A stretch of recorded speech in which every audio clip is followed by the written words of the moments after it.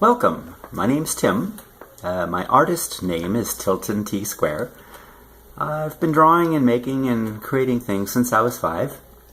And I was born here, but my dad was in the Navy and we moved back to San Diego in 1974, which was a great climactic compromise between previous homes in Alaska and Hawaii.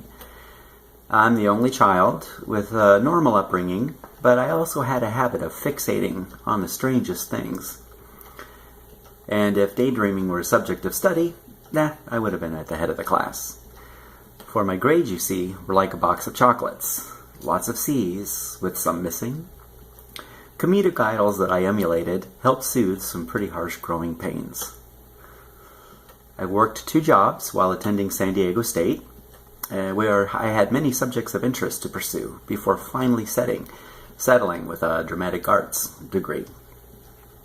Graduated in 1988, failed in acting though. However, I'm fortunate enough to be a full-time employee at the prestigious Old Globe Theater where I've been for over 21 years.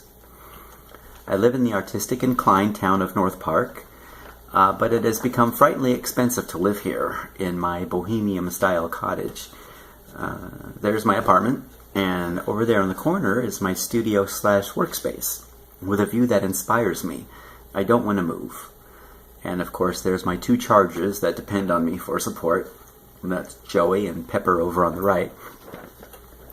Interesting trivia bits. The 2 chairs that you see here in my living room came from my office at work. So people like Hal Linden, Christopher Lloyd, and Steve Martin have sat in my chairs. I got to work as a haunted tour guide for a year, which was another long-time dream of mine, and an opportunity that just fell into my lap. As a huge fan of Stevie Nicks, I'd go around to lip-sync contests performing as her. One more than I lost.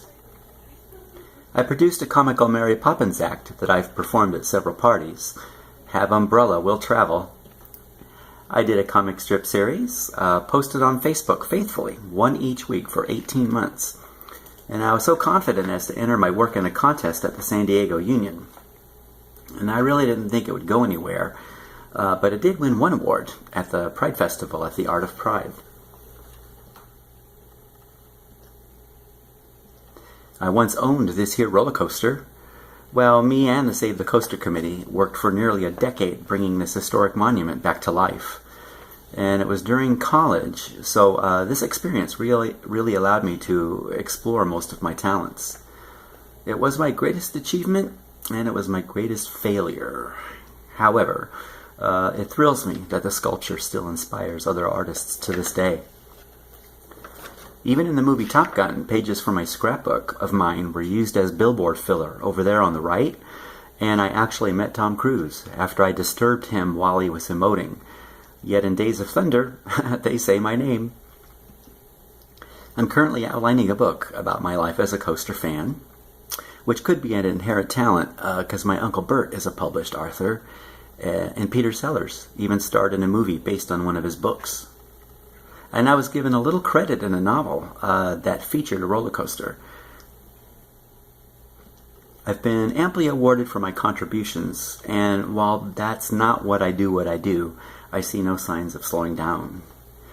And if you don't mind a little opinionating, technology is the abomination to the art world, because there's a trend to be more impressed with technology behind the making of art over the piece of art itself.